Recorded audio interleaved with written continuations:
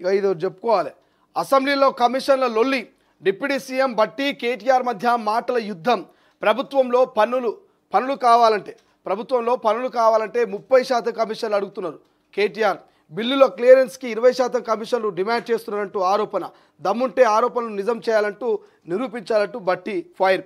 మీరు వేల కోట్ల బిల్లులు పెండింగ్లో పెట్టిపోయిరు, మైక్ ఇచ్చారని ఇష్టం వచ్చినట్టు మాట్లాడితే కుదరదు, ఒళ్ళు దగ్గర పెట్టుకొని మాట్లాడాలంటూ డిప్యూటీ సీఎం హెచ్చరిక. కేటీఆర్ క్షమాపణలు చెప్పాలంటూ కాంగ్రెస్, బట్టి క్షమాపణలు చెప్పాలంటూ బీఆర్ఎస్ డిమాండ్. ఇక కేటీఆర్ వ్యాఖ్యలను రికార్డుల నుంచి తొలగిస్తున్నట్టు స్పీకర్ ప్రకటన. సభ నుంచి బీఆర్ఎస్ వాకౌట్, ఎంట్రీ పాయింట్ వద్ద నిరసన. ప్రభుత్వం కమిషన్లు తీసుకుంటుందంటూ BRS working president MLA KTR చేసిన వ్యాఖ్యలతో అసెంబ్లీలో దుమారం రేగింది. ఈ క్రమంలో కాంగ్రెస్ బీఆర్ఎస్ సభ్యుల మధ్య తీవ్ర వాగ్వాదం జరిగింది. బుధవారం అసెంబ్లీలో బీఆర్ఎస్ ఎమ్మెల్యే పల్లా రాజేశ్వరరెడ్డి మాట్లాడుతున్న టైంలో మంత్రులు జోక్యం చేసుకోవడంపై కేటీఆర్ మండిపడ్డారు. ఈ క్రమంలో ఆయన మాట్లాడుతూ ప్రభుత్వంలో పనులు కావాలంటే 30% కమిషన్లు తీసుకుంటున్నారు. ఈ విషయం కాంగ్రెస్ ఎమ్మెల్యేలు చెబుతున్నారు.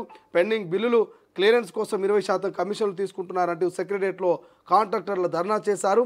ఇక ఈ వ్యాఖ్యలపై కాంగ్రెస్ సభ్యులు తీవ్ర అభ్యంతరం వ్యక్తం చేశారు. కేటీఆర్ క్షమాపణ చెప్పాలంటూ డిమాండ్ చేశారు. కేటీఆర్ వ్యాఖ్యలపై బట్టి ఫైర్. కేటీఆర్ వ్యాఖ్యలకు డిప్యూటీ సీఎం భట్టి కౌంటర్ ఇచ్చారు. కేటీఆర్కు దమ్ముంటే ఆయన చేసిన ఆరోపణలను నిజమని నిరూపించాలంటూ సవాల్ చేశారు. మీ పాలనలో 40,000 కోట్ల బిల్లు పెండింగ్ పెట్టారు. ఇప్పుడు ఆ కాంట్రాక్టర్లంతా సెక్రటరియట్ చుట్టూ తిరుగుతున్నారు. వాళ్ళ బిల్లు కోసమే ధర్నా చేశారు తప్ప మరొకటి కాదు.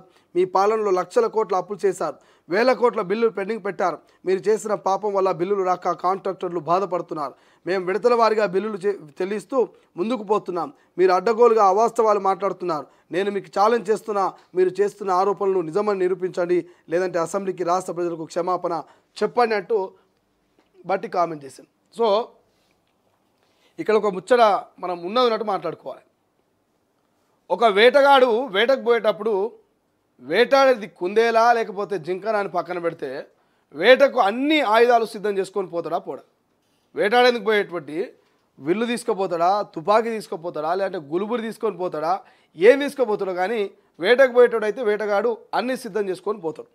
ఇలా కేటీఆర్ ఎట్లుందంటే ఈయన వేటగాడు అర్థమైతలేదు, ఆటగాడు అర్థమైతలేదు. ఆటగాడు కూడా బ్యాటు బాల్ తీసుకొని పోతాడు గ్రౌండ్కు ఆడుకోనికే. ఈయన 30% కమిషన్లు తీసుకుంటారని బట్టి విక్రమార్క మీద కామెంట్ చేసిండు నిండు అసెంబ్లీలో. సో కామెంట్ చేసినప్పుడు మరి ఆధారాలు కూడా తీసుకొని పోవాలిగా. బట్టి విక్రమార్కను ఎట్టి పరిస్థితుల్లోనూ వదిలిపెట్టేది లేదు, 30% కమిషన్ తీసుకుంటున్నామట మీ పార్టీ ఎమ్మెల్యేలు చెప్తున్నారని చెప్పేసి అన్నప్పుడు మరి ఆ చెప్పిన ఎమ్మెల్యే స్టేట్మెంట్ అన్న రికార్డ్ చేసుకోవాలి, ఆ చెప్పిన ఎమ్మెల్యే వీడియో అన్న రికార్డ్ చేసుకోవాలి, లేదంటే ఆ చెప్పిన ఎమ్మెల్యే ఏమైనా రాతపూరితంగా రాస్తే ఓ లేఖన తీసుకొని అసెంబ్లీకి రావాలి. వచ్చి డిస్కషన్ పెట్టి ఇగో బట్టి విక్రమార్క గారు మీరు కాంట్రాక్టర్లను ముప్పు తిప్పులో పెడుతున్నారు, మీ ఎమ్మెల్యేలు ఏదైనా పనుల మీద వస్తే వాళ్ళని 30% కమిషన్ అడుగుతున్నారు, ఇంకోటి ఏదైనా బిల్లుకు సంబంధించి క్లియరెన్స్ కావాలంటే 20% కమిషన్లు అడుగుతున్నారు అని చెప్పేసి మీరు ఒక ఆధారం చూపించాలి కదా. ఏ ఎమ్మెల్యే చెప్పిండో ఆ ఎమ్మెల్యే స్టేట్మెంటో లేకపోతే ఆ ఎమ్మెల్యేకి సంబంధించినటువంటి రాతపూరితమైనటువంటి ఏదైనా ఒక లెటరో ఏదైనా ఒకటి నువ్వు నిండు సభలో కనుక కేటీఆర్ నిండు సభలో కనుక దాన్ని ప్రవేశపెడితే ఎంత అద్భుతంగా ఉంటుంది.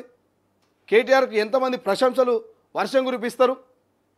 ఇలా ఉత్తగానే బట్టగాల్చి మీద వేసినట్టు 30% 40 ఏందే అది 30% 40% కమిషన్ అంటే ఏంది అది? ఉత్తగానే పొరగాళ్ళు బుడ్డ పొరగాళ్ళు గోటిలాట ఆడుకున్నట్టు తొండాట పెట్టినట్టు గిలిపాన్లో తొండాట పెట్టినట్టు కేటీఆర్ అసెంబ్లీలో ఉత్తగానే 30% 20% కమిషన్లు. సో మరి కాంగ్రెస్ 30-20% కమిషన్ తీసుకుంటే గత ప్రభుత్వంలో మరి మీరైతే తీసుకొని ఉండాలి. సో ఇక్కడ కాంగ్రెస్ నాయకులు కూడా క్లియర్ చెప్తా ఉన్నారు, అబద్ధపు ప్రచారపు బురదలేటువంటి రాజకీయాలు కాదు, నిజమైనటువంటి ఆధారాలు మీ దగ్గర ఉంటే నిజ నిరూపణ చేయనట్టు నిన్న బట్టి విక్రమార్క కేటీఆర్ మీద ఘాటుగానే కామెంట్ చేసిండు. ఏమన్నట్టు ఘాటుగా కామెంట్ చేస్తూ సో అసెంబ్లీలో వాళ్ళిద్దరి మధ్య ఒక రకమైనటువంటి లొల్లి అయింది. సో లొల్లిలో ఒళ్ళు దగ్గర పెట్టుకొని మాట్లాడట్టు డిప్యూటీ సీఎం హెచ్చరించాడు. ఒక మాజీ మంత్రి, ఓ పార్టీకి వర్కింగ్ ప్రెసిడెంటు ఒళ్ళు దగ్గర పెట్టుకొని మాట్లాడు అంటూ నిండు సభలో అంటే అసలు కేటీఆర్కు కొంచెమైనా విలువ ఇజ్జత్ ఉన్నట్టేనా పోయినట్టేనా ఆలోచన చేయాలి. ఎంతోమంది మేధావులు సామాన్యులు నిన్న అసెంబ్లీలో జరుగుతున్నటువంటి చర్చను చూస్తూ టీవీలో వాళ్ళు నిమగ్నమై ఉంటారు. ఒక సీనియర్ నాయకుడి మీద ఆరోపణ చేస్తూ నిండు సభలో కేటీఆర్ ఇజ్జత్ తీసుకునే ఇంకేమున్నది.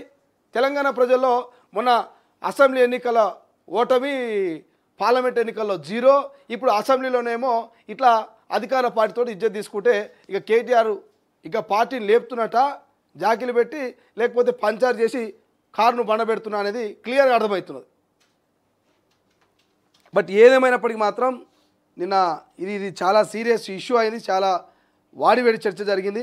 ఇక కేటీఆర్ నిన్న వాకౌట్ చేసి వెళ్ళిపోయినట్టు, క్షమాపణ చెప్పమని కాంగ్రెస్ వాళ్ళు అడిగితే క్షమాపణ చెప్పలేదు, ఏం లేదు, వాకౌట్ చేసి బయటికి వెళ్ళిపోయాడు.